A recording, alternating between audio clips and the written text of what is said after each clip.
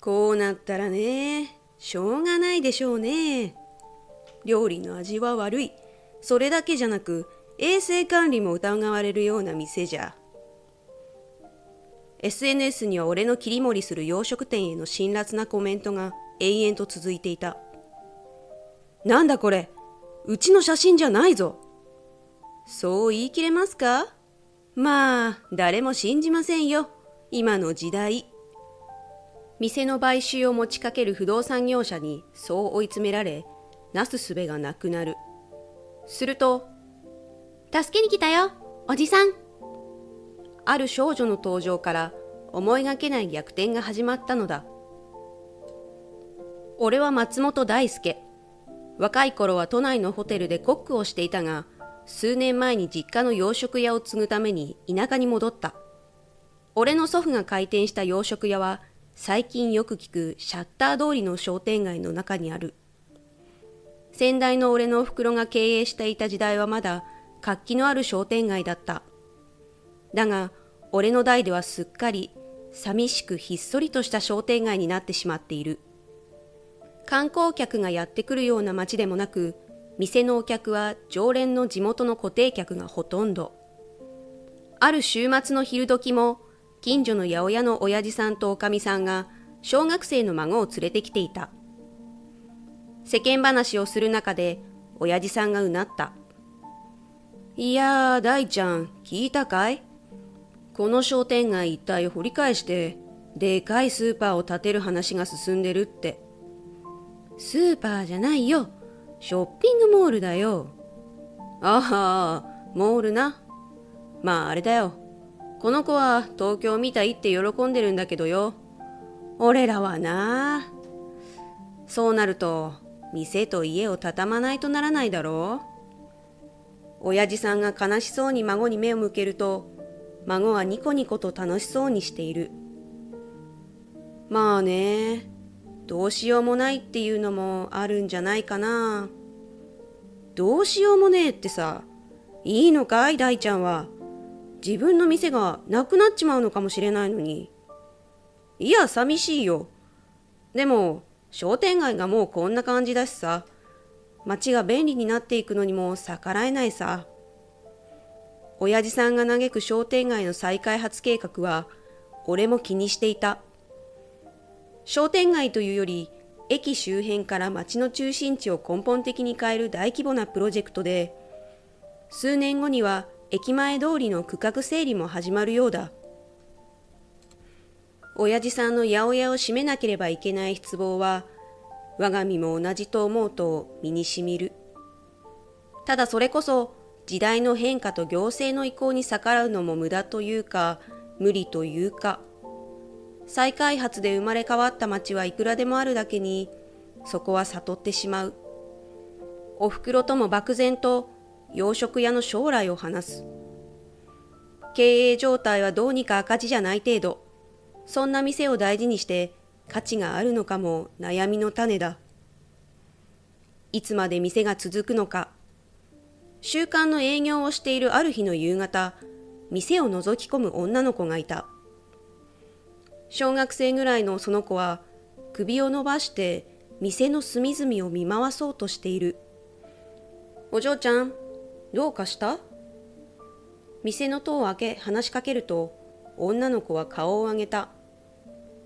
ここ、レストランでしょ？そうだよ。女の子はキョロキョロとして店先の食品サンプルに視線を合わせた。もしかしてお腹が空いてるのかな？女の子は小さくうなずく。だがその後、お金がないからいいと走り去ろうとした。俺はそれを引き止め、店の中に入れた。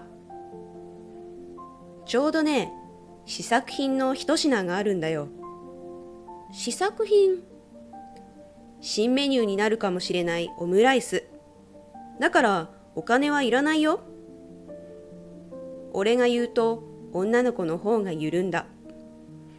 調理場に入りオムライスを作る。その最中に女の子の様子を伺うと、商店街を歩く小さな子を連れた老夫婦や親子連れを目で追っていた。口を尖らせ首をかしげる姿が勘違いかもしれないが寂しげだった。オムライスの皿をテーブルに置くと女の子が目を見開いた。お待たせしました。じいちゃんと母さん、俺のアイデアが詰まった店自慢のオムライスです。店の自慢？新メニューじゃないんだ。あれ？俺そんなこと言ったかな？言ったよ。おかしいよ。女の子はコロコロと笑ってオムライスを一すくいした。ポツポツと話をすると、女の子は相沢ゆなと名乗った。この町で祖母と暮らしているというか、預けられているらしかった。お父さんとお母さん、東京で別居してるの。小学校3年生というが、別居という言葉を普通に使うところは普通じゃないと思う。両親から厄介払いのようにされて、養育役の祖母も仕事に追われている。いつもは祖母から夕食代を渡されているようだが、この日は運悪く忘れられてしまった。そうか。じゃあ、うちでよければまたおいで。お金はあってもなくてもいいから。ゆなちゃんは俺の提案に驚いていたが、すんなり納得した。その日から、ゆなちゃんは夕食時の常連になった。夕食代をちゃんと持ってメニューを読み込んで夕飯を決める。たまにリクエストに応えたメニューにない料理も出した。何を食べてもゆなちゃんは嬉しそうに食べる。惰性の毎日を繰り返していた俺も、子供が美味しそうに食事をする顔に料理人になった理由と店を継いだ時の気持ちを思い出した。祖父とお袋の料理が町の人を笑顔にしていた時代と、それを見て育った子供の自分。家族の仕事の良さを肌で感じて、料理人の道に憧れた。厳しい東京で腕を磨いて戻ってからは、自分の味を追求しようと意気込んでいた。再開発計画に惑わされているが、もともとは俺も将来に希望を持っていた。商店街が消えたとしても、未来を模索するのも悪くない。ゆなちゃんのおかげで、惰性の日々が明るくなる。俺に慣れたゆなちゃんは、口が達者な女の子になった。学校での出来事や田舎町の不便さ、次々に話題を変えて忙しい。お客さんいないんだね。この古臭い時代遅れの洋食屋に喜んで来てくれるのはゆなちゃんぐらいだね。俺が笑うとゆなちゃんは首を振った。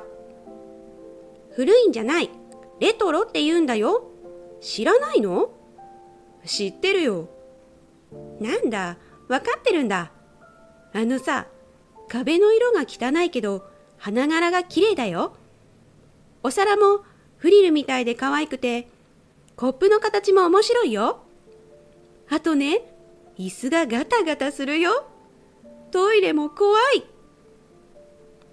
ゆなちゃんはテンポよく店の感想を上げていく。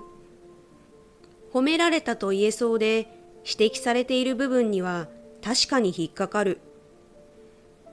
壁の色という壁紙は拭き掃除はしていても、長年のほこりや油が汚れになって染み込んでいる。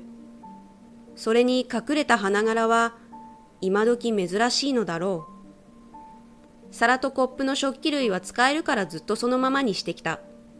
多分祖父の時代から残っていて、これも今はもう見ない形をして柄がプリントされていたりする。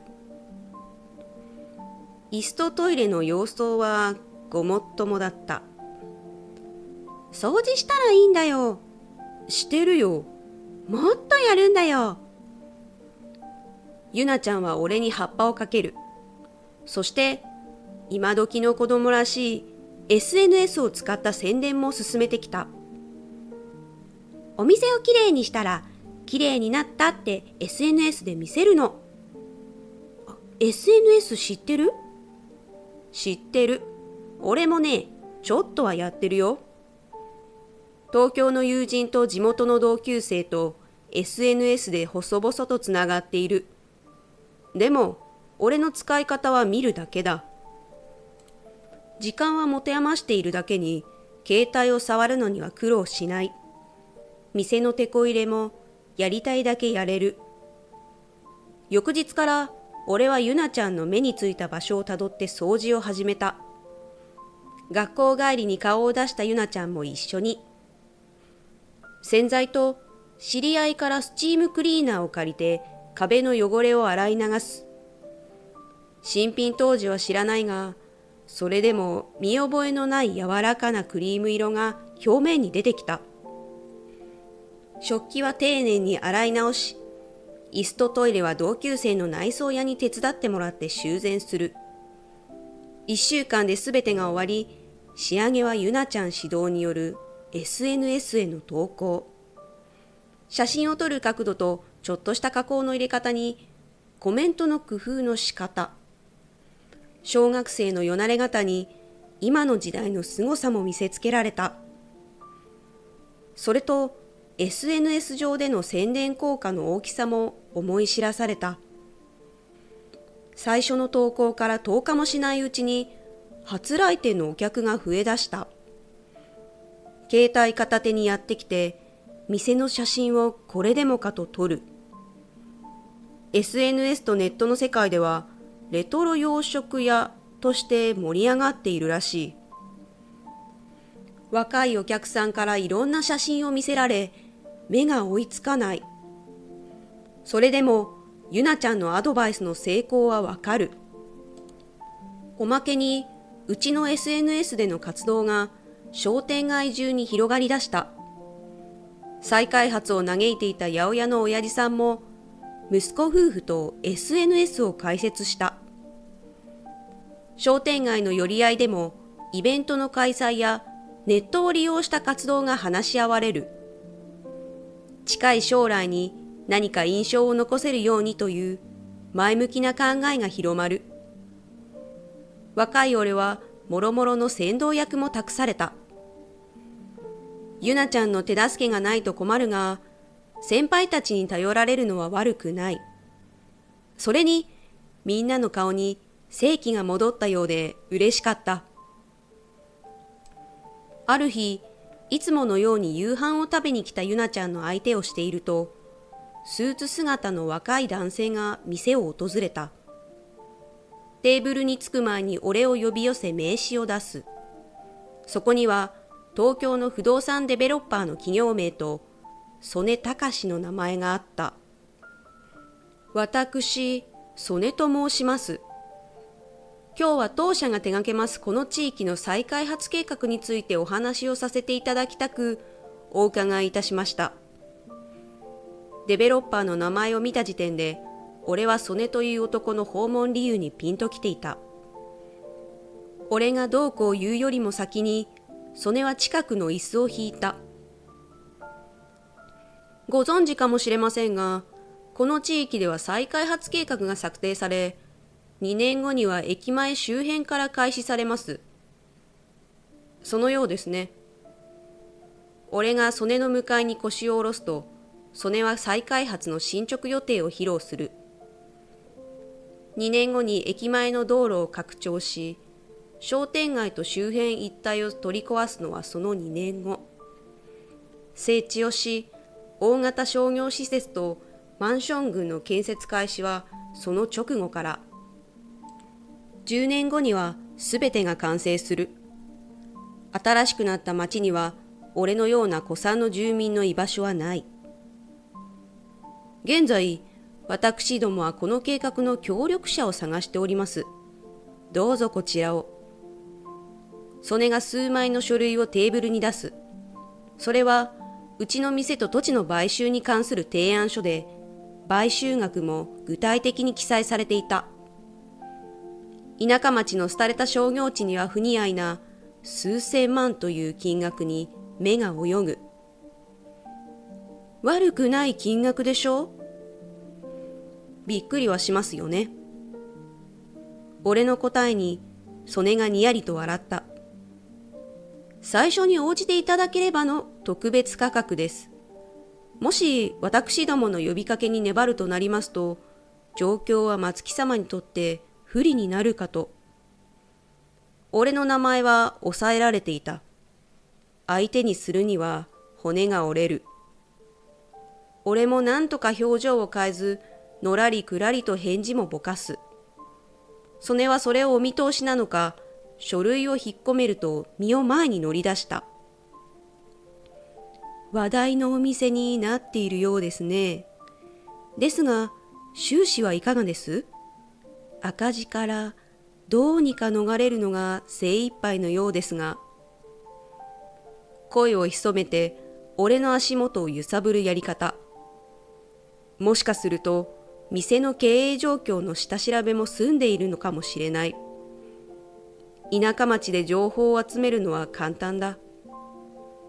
逃げられなくなって赤字を積み重ねて泣く泣く店を手放す最後というのはどうなんでしょう。さあ、なってみないとわかりませんね。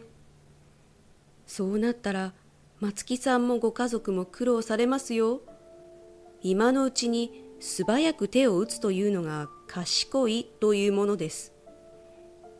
曽根は書類をまた取り出して今度はペンも差し出す。仮契約書にサインを求めペンを握らせようとする。ねえ、曽根さん。食事を中断したゆなちゃんが曽根に話しかける。曽根はゆなちゃんを怪げそうに見ると鼻を鳴らして軽くあしらう。何？曽根さん、おじさんのお店が欲しいの？子供には関係ないね。関係ある。私、ここがなくなったら夕飯食べられないんだけど。ゆなちゃんは曽根に無邪気に食らいつく。だが、曽根の訪問の理由を察しているあたりは賢い。子供らしいなんでを武器にして曽根を質問攻めにする。数分間ゆなちゃんと曽根が押し問答をしただろうか。結局しびれを切らしたのは大人の曽根の方だった。ああ、うるせえガキだ。田舎のガキのくせにごちゃごちゃ言いやがって。しかもこんな小汚い店の飯に喜んで。めでたいやつだな。汚くない。レトロなんだよ。は？レトロっていうのはな、もっと高級で洒落た店のことを言うんだよ。ガキにはわからねえだろうけど。おい、いい加減にしてくれ。は？だったらあんたは早くガキを追い出せよ。話にならねえじゃねえか。いや、出ていくのはあんただ、曽根さん。今度は俺と曽根が言い合いになった。俺が書類を集め曽根に押し付けると、それを突き返される。出ていく、行かないの繰り返しが響く中、ゆなちゃんはテーブルの上に残されていた曽根の名刺を拾い上げていた。そしてその名刺を見ると、ゆなちゃんが曽根を突き飛ばしながら叫んだ。帰って！ガキ、お前は黙ってろ。曽根がゆなちゃんの手から名刺をひったくろうとした。俺はそれを阻止してそのまま曽根を店の外に追い出す。扉を閉め、ゆなちゃんに目を合わせる。ゆなちゃんは俺を見上げると目を見開いた。ねえ、あの人に負けないでよ。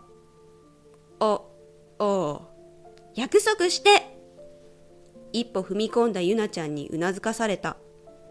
それを確認したゆなちゃんは無言で、そそくさと帰っていってしまった。曽根との一悶着の後から、店の客足が鈍り出した。ゆなちゃんだけがお客の日も珍しくなくなり、手をこまねいていると、曽根が再び店を訪ねてきた。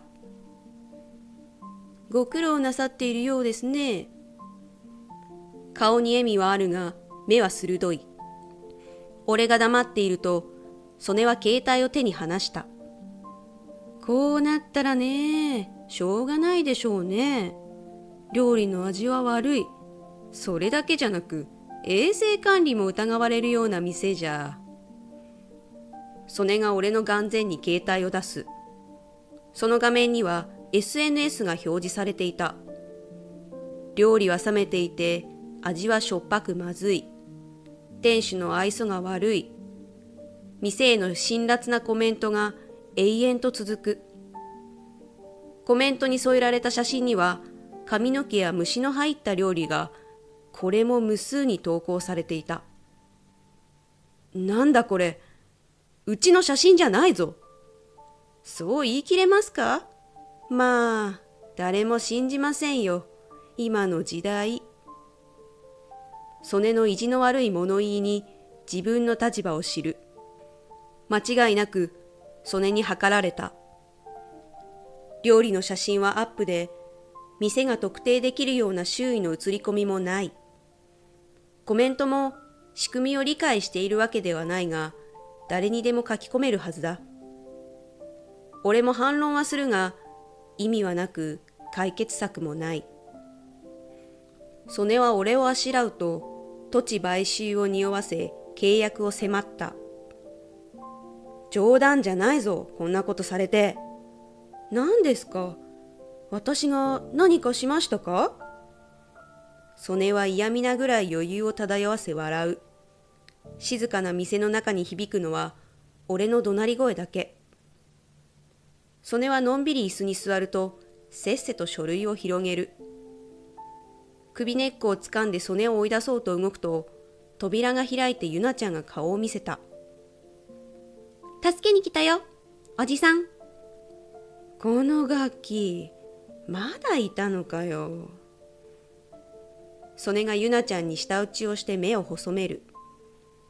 だが、ゆなちゃんの後ろから姿を現した男性を見ると、すっと椅子から立ち上がった。相沢社長。お辞儀をするでもなく、曽根は血の気を失った顔に汗をにじませる。ゆなちゃんが曽根を追い越し、俺のそばに寄る。連れてきた男性に俺を紹介すると、男性がゆなちゃんの父親だと挨拶をした。松木さんですか？私、相沢翔吾と申します。娘のゆなが毎晩こちらでごちそうになっているようで、お礼にも伺わず、大変失礼いたしました。ああ、いえ、こちらこそ。ゆなさんには世話になりっぱなしで。俺と相沢さんが顔を下げ合う横で、曽根は棒立ちとなって歯を震わせていた。すべてが何のことか分からずにいると、相沢さんが曽根に目をやった。弊社の者のご無礼にもお詫びをさせていただきます。失礼極まりない話と許されない非礼、何と申し上げたらいいのか。うちのパパ、曽根っていう人のいる会社の社長なんだよ。ゆな、少し黙っていなさい。曽根のつぶやき、相沢さんの自己紹介、ゆなちゃんの一言で話がつながる。相沢翔吾という人は、この町の再開発計画の鍵を握る人そのもの。相沢社長を改めて会社名と役職を名乗る。そして曽根は開発事業部の人間で、土地、用地買収の担当者だと言った。ゆなちゃんから先日の曽根の店への訪問と名刺で知った名前を知らされて、慌ててここへ来た。相沢社長はこの町の出身で、再開発事業は町おこしの一環として自ら計画に関わっていたそうだ。町の形を残し、あるがままと記憶に残る景色を保ったプランを作り、開発事業部と打ち合わせもしていたが、事業部は利益とインパクトを追求し、商店街一帯を一掃した商業施設と居住区域の建設に舵を切った。私の監督不行き届きに他なりませんが、会社は私利私欲に走ってしまった。地元の声も松木さんのお気持ちを踏みにじってしまったことを、どうかお許しください。いや、そんな、相沢さん、頭を上げてください。地元の気持ちを分かっていただいているだけでも十分ですから。俺が何を言っても相沢さんはしばらく頭を下げた。何度もやめてほしいと促すと、やっと顔を見せた。そして俺に断りを入れると、曽根に歩み寄りテーブルの上の携帯を取り上げた。曽根くん、これは？この SNS 投稿は真実なのか？携帯を突きつけられた曽根が数歩後ろに後ずさる。言葉にならない音を発した曽根は椅子に崩れ落ちた。相沢さんは抜け殻の曽根を引き取って帰った。ゆなちゃんもしっかりその後ろについていく。店を出る直前まで相沢さんは俺に謝罪をして、今後についても必ず進捗を報告しますと告げる。じゃあね、また来るから。扉を閉める直前、ゆなちゃんが笑顔で手を振った。それにつられて俺も手を振り返す。それからひとまず店と土地の買収計画が消えた。曽根の襲来と相沢社長の登場から数日でそれが決まり、社長から直接電話をもらった。町の今後、再開発計画についての見直しの報告をされたのはその1ヶ月後で、曽根のその後についての報告もあった。社内での調査の結果、曽根は強引な土地買収を他の町でも仕掛けていた。うちの店にした架空のアカウントを悪用した SNS での個人攻撃は、曽根の常套手段。曽根の携帯とパソコンを調べ、その証拠も見つかったという。その他に、買収対象の情報を得るために会社の経費を使い込んでいたことも発覚し、曽根は会社を解雇された。店は今、商店街の中で営業を続けている。そしてそれは今後も変わらない。ゆなちゃんの来店もそうだ。しかし、状況が変わった。両親の別居が解消されて、ゆなちゃんは東京に戻っていた。おじさん、久しぶり。最近では相沢社長とその奥さん、両親の手を引いてたまに店に来る。相沢一家は週末や連休の常連になっている。両親とテーブルを囲むゆなちゃんはくつろいでずっと笑っている。店と街と人、そのすべてが笑顔でつながっていられるように、俺はそのためにこの街と店で料理人を続けていくつもりだ。